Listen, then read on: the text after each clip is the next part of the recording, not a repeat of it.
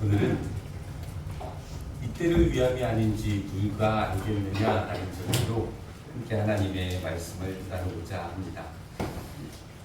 오늘 본문은 에스더라고 하는 여인에 대한 이야기들을 우리에게 해주고 있는데요. 이 여인에 대한 이야기를 하기 위해선 바사, 페르시아 왕의 왕이었던 아하수에로라고 하는 왕 때의 이야기로부터 이야기를 시작해야 됩니다. 이 페르시아 왕이었던 아하수에로가 왕이 된 지 3년째 되는데 나라의 그 부함과 그 위대함을 나타내고자 하는 잔치를 열게 되는 거예요. 보통 나라에서 하는 잔치니까 하루에 끝나지는 않았겠죠? 얼마나 잔치를 했을까요? 질문입니다. 예. 얼마나 잔치를 했을까요? 한 나라에서 벌어지는 잔치를 얼마나 잔치를 했을까요? 우리 믿음의 식구들의 표정을 보니까 그냥 빨리 얘기해 주세요. 예. 저는 얘기할 마음이 없습니다. 라는 표정이신 것 같아서 180일 동안 잔치를 벌이게 됩니다. 그러니까 개월 수로 따지면 얼마나 되는 겁니까? 한 6개월 정도를 나라를 위한 잔치를 베풀었다는 거예요. 상상이 안 되는 건데 아무튼 이 잔치를 베풀면서 많은 사람들이 즐거워했고 많은 사람들이 좋아했습니다. 왕도 기분이 좋았을까요? 안 좋았을까요? 너무 좋았죠. 근데 왕이 기분이 좋아하면서 했던 일 한 가지가 뭐였냐면 왕후를 사람들에게 소개하고 싶었다라는 거죠. 왜냐하면 이 왕후의 용모가 아리따웠기 때문에 그렇습니다. 그러니까 기분이 좋고 그리고 소개하고 싶은 마음이 생겼다라는 것이 성경의 증언이 되어집니다. 그러니까 왕 입장에서 생각해보면 아리따운 여인을 부인으로 두면 다른 사람들한테 자랑하고 싶은 거죠. 이해가 되시죠? 그러면 우리 남자 성도님들께도 좀 여쭤보고 싶은 거는 자랑하고 싶으십니까? 그건 또 별개의 문제예요. 나만 봐야 되는데 아무튼 자랑하고 싶은 거. 문제는 왕후를 불렀는데 왕후가 안 왔다라는 거죠. 이런 상황들이 발생하자 그렇게 좋았던 잔치 분위기가 갑자기 차갑게 식어지게 되죠. 그리고 이 왕후가 오지 않는 일들에 대해서 어떤 이야기가 이후에 진행되게 되냐면 우리 에스더서 1장 15절부터 18절까지 있는 말씀을 같이 한번 읽어보도록 하겠습니다. 함께 읽겠습니다. 왕후 와스디가 내시가 전하는 아하수에로 왕의 명령에 따르지 아니하니 그대로 하면 어떻게 처치할까? 무무간이 왕과 지방관 앞에서 대답하여 이르되 왕후 와스디가 왕에게만 잘못했을 뿐 아니라 아하수에로 왕의 각 지방의 관리들과 못 백성에게도 잘못하였나이다. 아하수에로 왕이 명령하여 왕후 와스디를 축하여도 오지 아니하였다 하는 왕후의 행위의 소문이 모든 여인들에게 전파되면 그들도 그들의 남편을 멸시할 것인지 오늘이라도 바사와 메대의 귀부인들이 왕후의 행위를 듣고 왕의 모든 지방관들에게 그렇게 말하리니 멸시와 분노가 많이 일어나리이다. 이렇게 이야기를 하고 있습니다. 그러니까 그의 신하들이 뭐라고 이야기를 했냐면 왕후가 지금 잘못한 것은 왕에게만 잘못한 것이 아니라 모든 지방의 관리들과 모든 백성에게 다 잘못한 겁니다. 그 이유는 분명한 거죠. 왕후가 남편의 말을 듣지 않았다는 소문이 나라에 퍼지게 되면 모든 여인들이 누구를 우습게 볼 거라는 겁니까? 남편을 우습게 볼 거라는 거죠. 그래서 이 일을 계기로 해서 왕후를 폐위시켜버리게 됩니다. 무섭죠. 그리고 나서 이 왕후 대신 다른 왕후를 세워가는 장면을 성경은 우리에게 소개하고 있습니다. 근데 그 소개하는 과정들이 바로 이런 거였죠. 각 지방에서 이 당시 페르시아라고 하는 나라는 제국의 성격을 가지고 어마어마하게 큰 나라 아니었겠습니까? 이 각 지방에서 아리따운 여인들이 왕으로서 신청을 하게 되어집니다. 그리고 일정 기간을 거쳐서 왕후의 준비를 한 후에 왕 앞에 나아가게 되는 과정을 성경은 우리에게 소개하고 있는데요. 이 나갔던 여인들 중에 에스더라고 하는 여인이 있었음을 성경은 우리에게 알려주고 있습니다. 근데 이 에스더에 대한 성경의 소개를 읽어보면 이 여인의 가정 환경은 그렇게 부유하지 못했다라는 거죠.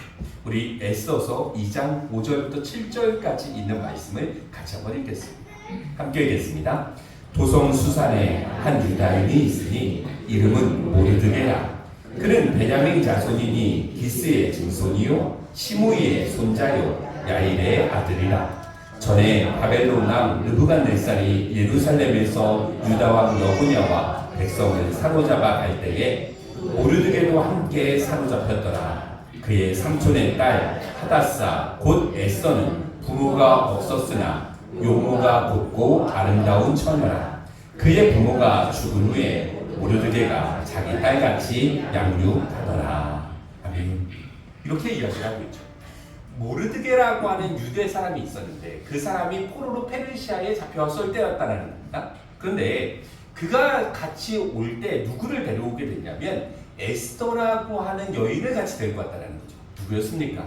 삼촌의 딸이었다는 겁니다. 그런데 삼촌이 없었기 때문에 이 에스더를 자기의 딸같이 양육했다라는 것을 성경은 우리에게 소개하고 있습니다.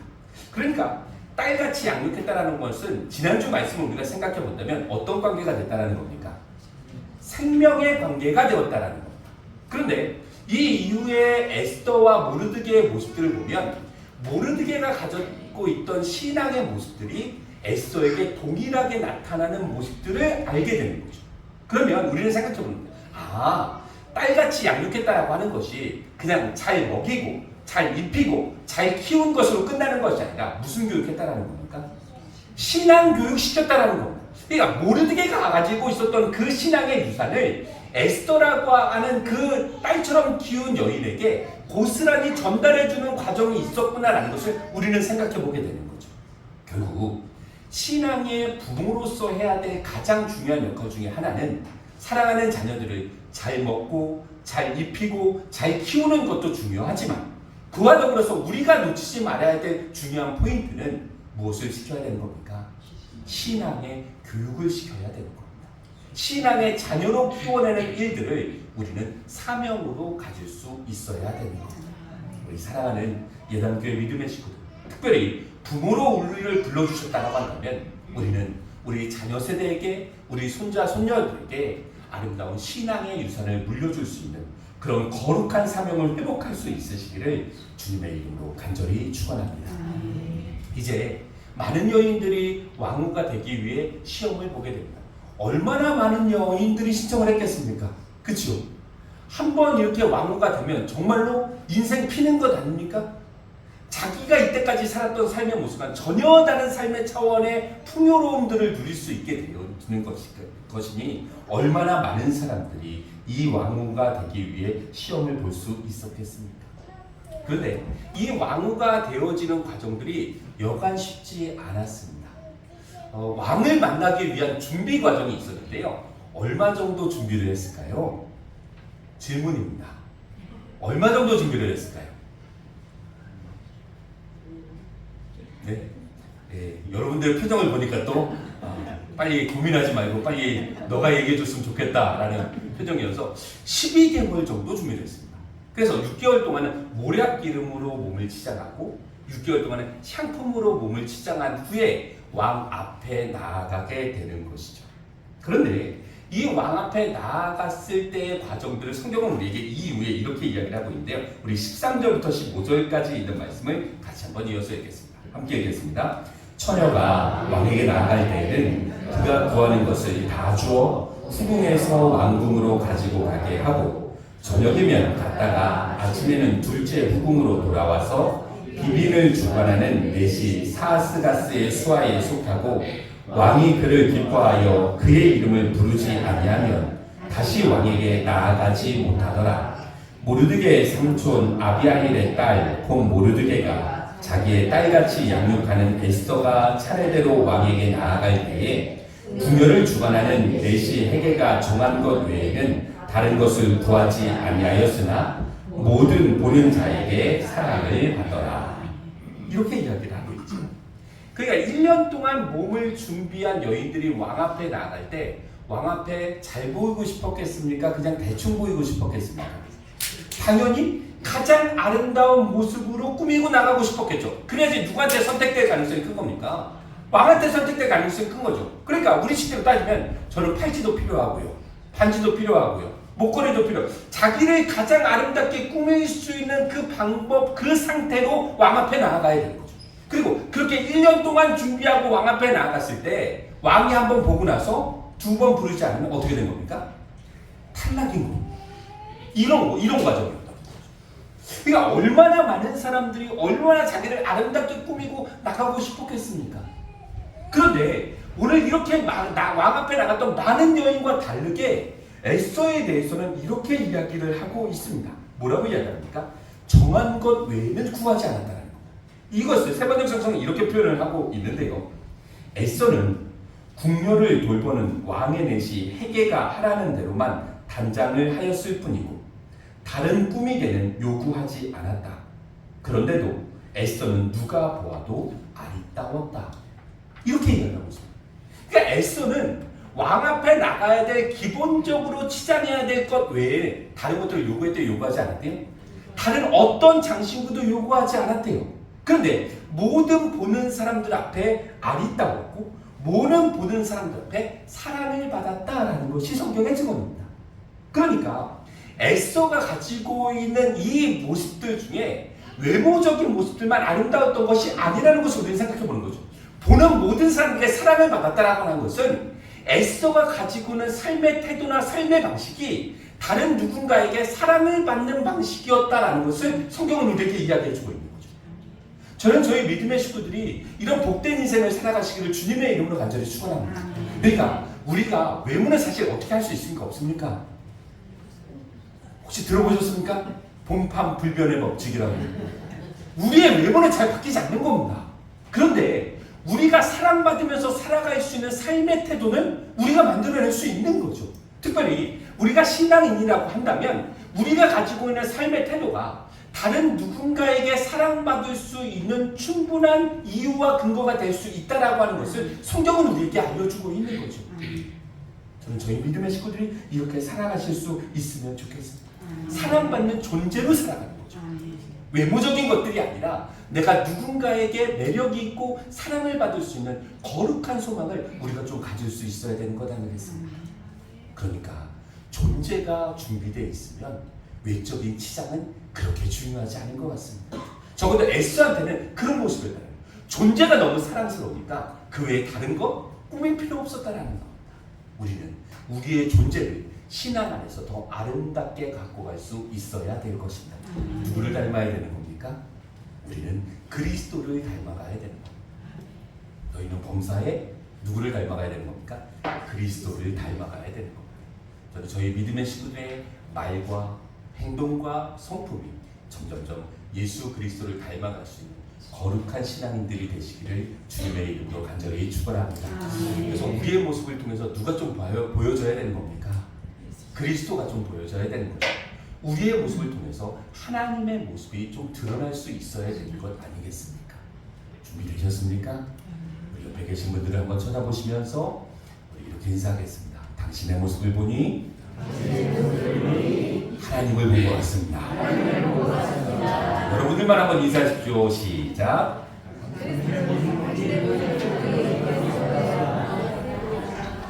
이 인사가 잘 안 나오는 게 사실 이게 좀 곤란한 상황인 거죠. 이 인사, 우리들 가운데 자연스러운 인사가 돼야 되는 것이고 우리의 삶의 자리 속에 자연스러운 열매가 될 수 있어야 되는 것을 성경은 우리에게 이야기하고 있는 겁니다. 이제 모든 사람들에게 사랑을 받았던 이 에스더가 누가 됐을까요? 왕후가 되었습니다. 아까 말씀드렸던 것처럼 일반 시민이 이 평범한 여인이 왕후가 되었다라고 하는 것은 놀라운 혜택을 경험하지 않겠습니까? 이때까지 못 먹어봤던 음식 먹는 거, 이때까지 못 입어봤던 옷 입는 거, 이때까지 못 누려봤던 삶의 모든 상황들을 다 누려가는 자리가 되었다는 것을 우리는 생각해 볼 수 있는 거죠. 왕비의 꿈을 그렇게 이루어갔던 에스더의 모습을 성경은 우리에게 소개하고 있습니다. 그런데 이렇게 돼서 그냥 행복하게 잘 살면 좋았을 텐데 에스더 3장을 읽어가 보게 되면 하만이라고 하는 왕의 총애를 받는 신하가 등장하게 됩니다. 그런데 이 사람이 왕의 총애를 받은 다음에 왕이 어떤 어명을 내렸냐면, 어떤 명령을 내렸냐면 이 하만이 지나갈 때마다 사람들이 엎드려서 절하라는 명령을 내리게 됩니다. 이 상황을 성경은 우리에게 이야기를 하고 있는 거죠. 그래서 하만이 지나갈 때마다 모든 사람들이 다 절을 하는데 공교롭게 절하지 않는 한 명이 있었다라고 성경은 우리에게 소개하고 있습니다. 누구였을까요? 바로 모르드게라고 하는 에스더를 자기의 딸처럼 키운 그 모르드게가 절하지 않았다라는 것을 우리에게 이야기해 주고 있습니다. 계속 절을 하지 않으니까 사람들이 계속 물어보는 거죠. 너 왜 절하지 않아? 다른 사람은 저 절하는데 왕이 절하라고 했는데 왜 너 절하지 않아? 그렇게 이야기했을 때 모르드게가 이렇게 이야기합니다. 우리 3장 4절에서 6절까지 있는 말씀을 같이 읽겠습니다. 함께 읽겠습니다. 날마다 권하되 모르드게가 듣지 아니하고 자기가 유다인임을 알렸더니 그들이 모르드게의 일이 어찌되나 보고자 하여 하만에게 전하였더라. 하만이 모르드게가 무릎을 꿇지도 아니하고 절하지도 아니함을 보고 매우 노하더니 그들이 모르드게의 민족을 하만에게 알림으로 부족하다고 생각하고 아하수에로의 온 나라에 있는 유다인 곧 모르드게의 민족을 달멸하고자 하더라. 이렇게 이야기하고 있습니다. 그러니까 주변에 있는 사람이 계속 보는 거죠. 너 절해. 왕이 명령했잖아. 너 이걸 일로 너 해코지 당할 수도 있어. 그러니까 절하는 게 좋을 거야. 근데 절하지 않는 거다. 그리고 그 절하지 않는 이유에 대해서 분명하게 이야기하죠. 나는 어디 사람이라고요? 유다인이라는 겁니다. 유다에서 온 사람이라는 겁니다. 무슨 의미를 담고 있는 겁니까? 나는 하나님을 믿는 사람이고 하나님의 말씀에 의하면 하나님 외에는 절하면 안 되는 것이고 나는 그 말씀을 지키기 위해서 나는 절할 수가 없어 라고 하는 이야기를 담은 나는 유다인이라고 하는 고백을 하는 거죠. 그러면 우리는 이 이야기를 해볼 때 그럼 이곳에 잡혀간 사람들 중에 유다인은 모르드게만 있었을까요? 다른 유다인들도 있지 않았겠습니까? 그러면 그 유다인들은 뭐 했다라는 겁니까? 절했다라는 거죠. 그렇죠? 절했다라는 겁니다. 절을 하는 이유는 너무나 분명한 거죠. 절하지 않으면 내가 해코지를 당할 수 있고 내가 뭔가 피해를 볼 수 있고 내가 뭔가 곤란한 상황들이 이르를 수 있기 때문에 절을 했다는 거죠. 그러니까 동일하게 하나님을 믿는 신앙을 갖고 있음에도 불구하고 그 신앙의 수준은 분명하게 차이가 있었다라는 겁니다. 저는 저희 믿음의 식구들에게도 동일한 말씀을 드리고 싶습니다. 내가 혹시 하나님을 섬기는 믿음을 가지고 있기는 한데 하나님을 섬기는 그 정도가 내가 손해보지 않을 정도의 수준에서 하나님을 섬기는 것은 아닌지 우리는 우리의 신앙을 좀 돌아볼 필요가 있지 않겠습니까? 하나님은 하나님을 사랑하고 하나님을 섬김에 있어서 너의 마음과 너의 뜻과 너의 힘을 다해서 하나님을 사랑하라고 했는데 내가 하나님을 사랑하는 방식들은 내가 손해보지 않을 정도, 내가 조금 부족하지 않을 정도, 내가 좀 불편하지 않을 정도에서 대충 타협하고 있는 신앙의 모습은 아닌지 우리는 우리의 신앙의 모습을 한번 좀 돌아볼 수 있어야 될 것입니다. 바라기는 내 수준에서 원하는 하나님을 섬기는 것이 아니라 하나님께서 우리에게 말씀하신 그 말씀의 수준에서 우리는 하나님을 섬길 수 있는 성숙한 주의 백성들이 될 수 있어야 될 것입니다. 우리의 마음과 우리의 뜻과 우리의 힘을 다해 하나님을 섬길 수 있는 거룩한 주의 백성들이 되었으면 좋겠습니다. 이 이야기가 하만에게 전달되자 하만이 모르드게를 괘씸하게 보는 겁니다. 그렇죠. 감히 유다인이라는 걸로 네가 나한테 절을 안 해? 다른 유다인들은 다 절을 하는데 너가 나한테 절을 안 해? 그런 마음 같지 않겠습니까? 그래서 그 내용에 대한 괘씸함을 어떻게 확장시키냐면 모르드게만 벌하는 것으로는 안 된다는 겁니다. 모든 유대인들을 다 잡아 죽여야 되겠다라고 하는 마음을 가지고 이 내용을 왕에게 상소를 올려서 허락을 받게 되는 과정을 성경은 우리에게 이야기해 주고 있습니다. 그러니까 이 이후의 상황들은 어떻게 되는 거냐면 모든 유대인들, 그러니까 아하수에로 왕 시대에 살고 있었던 그 바사 지역에 살고 있는 모든 유대인들은 한날에 다 죽을 수밖에 없는 왕의 명령이 떨어진 서신들이 돌아다니기 시작했다는 거죠. 이 얘기를 누가 듣습니까? 모르드게가 듣는 거죠.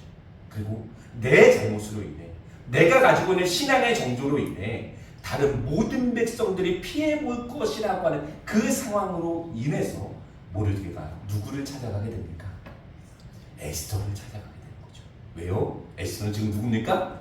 왕후였으니까. 그래도 왕의 마음을 돌릴 수 있는 가장 분명한 사람은 에스더라고 생각했던 것이 모르드게의 생각이었다는 거죠. 문제는 에스더가 이 이야기를 들었을 때 모르드게의 말을 한 번에 허락하지 않았다는 겁니다.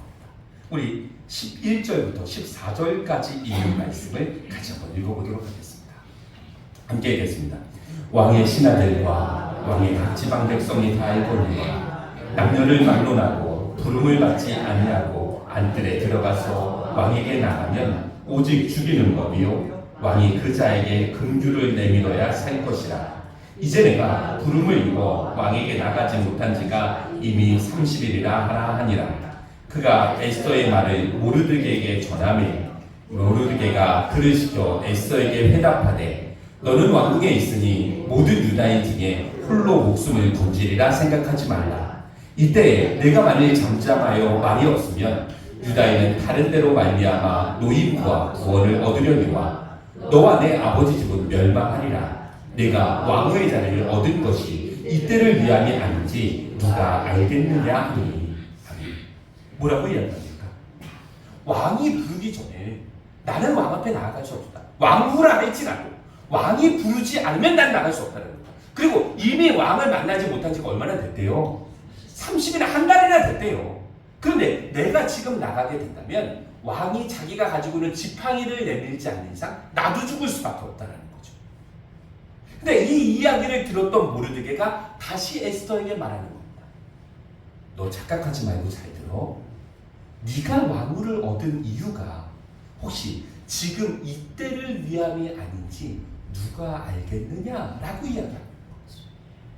그러니까 모르드게는 너무나 분명하게 이야기합니다. 네가 지금 왕후의 자리에 오른 것이 너 배부르고 너 잘 입고 너 잘 살고 너 편안한 생활을 위해서 하는 자리가 아니라 너로 인해서 우리 민족을 다 구원할 수 있는 그런 사명의 자리로 너의 자리를 생각해야 되지 않겠어? 라고 이야기한 것이 모르드게의 답변이 되어집니다. 그렇습니다. 에스더는 그 자리를 자기가 하나님 앞에서 하나님의 뜻을 이루는 사명의 자리로 받아들여야 됨을 성경은 우리에게 알려주고 있는 겁니다. 그리고 이 사명을 깨달은 에스더는 3일 동안 금식 기도를 하고 왕 앞에 나아가게 됩니다. 그러면서 했던 얘기죠. 뭐라고 얘기합니까? 죽으면 죽겠다라는 마음으로 나가게 됩니다. 결국 그 일들을 통해서 왕의 마음을 얻어서 백성들을 구하는 유다 민족들을 구원하는 에스더의 이야기를 성경은 우리에게 이야기해주고 있는데 오늘 말씀을 우리가 생각해 본다면 결국 에스더의 이야기가 우리의 이야기가 되지 않겠습니까? 지금 나에게 주어진 그 삶의 자리가 나 잘 살고 나 잘 먹고 내 생활을 편안하기 위한 삶의 자리로만 내 삶의 자리를 생각한다면 우리는 조금 더 깊게 생각할 수 있는 시간들이 되어줘야 되는 겁니다. 내가 있는 삶의 자리는 하나님께서 부르신 사명의 자리가 되어줘야 되는 것이고 나에게 부르신 그 삶의 자리 속에서 나를 향한 하나님의 뜻을 깨닫는 것이 우리가 가져야 될 신앙의 고백이 되어줘야 될 것입니다. 아무 문제 없기 때문에 괜찮아. 그 정도가 아니라 내 삶의 자리에서 하나님의 뜻이 무엇인지를 우리는 깨닫고 그 사명 가운데 살아갈 수 있어야 되는 겁니다. 여기 우리 공부하는 학생들도 많이 있습니다. 우리 청소년부 친구들도 마찬가지죠. 그냥 열심히 공부하는 것 그게 끝이 아니라는 거죠. 내가 이렇게 공부를 해서 내가 이 자리를 성실하게 채워서 하나님이 나를 통해서 하실 일이 무엇일까에 대한 고민들을 우리 친구들이 할 수 있어야 되는 겁니다. 우리 장년들도 마찬가지죠. 내가 살아가는 그 직업의 자리 속에서 그냥 나는 이 직업으로 인해서 그냥 난 잘 살아. 난 편안해. 그 정도로 끝나면 하나님께서 우리를 부르신 뜻과는 상관이 없는 거죠. 우리는 그 가운데서 기도해야 됩니다. 하나님께서 나에게 이 직업을 주신 이유는 무엇일까? 하나님께서 나에게 이 직업을 통해서 하시고 싶은 일은 무엇일까? 우리는 그렇게 고민할 수 있어야 되는 겁니다. 가정에서도 마찬가지죠. 나를 이 가정에서 세우신 이유는 무엇일까? 교회도 마찬가지죠. 나를 이 교회에 세우신 이유는 무엇일까? 우리는 그 질문들을 하나님 앞에 드리고 하나님께서 주시는 응답과 확신 속에 이 땅의 삶을 살아갈 수 있어야 되는 것 아니겠습니까? 나를 부르신 그 자리가 내 편안함을 위한 자리로 끝나는 것이 아니라 나를 부르신 그 삶의 자리가 사명의 자리가 될 수 있어야 되는 겁니다. 그렇게 사명의 자리가 될 때 하나님께서 나를 통해서 하나님의 계획과 하나님의 뜻을 나의 삶 속에서 이루어 가시지 않겠습니까? 사랑하는 예담교회 믿음의 친구들, 오늘 말씀을 정리해 보고자 합니다. 하나님께서 우리의 삶의 자리 속에 부르신 이유가 있습니다. 그것은 그냥 우리 편안하게 살고 우리 잘 먹고 잘 살고 나는 문제 없으니까 괜찮아 라고 하는 정도의 방식이 아니라 그 가운데서 나를 향한 하나님의 뜻을 깨닫고 하나님의 뜻을 이루는 사명의 자리가 될 때 우리의 삶은 하나님 앞에서 의미 있고 가치 있는 자리가 되어지는 겁니다. 사랑하는 예담교회 믿음의 식구들, 한 사람 한 사람이 주께서 주신 그 사명을 깨닫고 이 땅의 삶을 살아가는 거룩한 사명의 사람들이 되시기를 주님의 이름으로 간절히 축원합니다.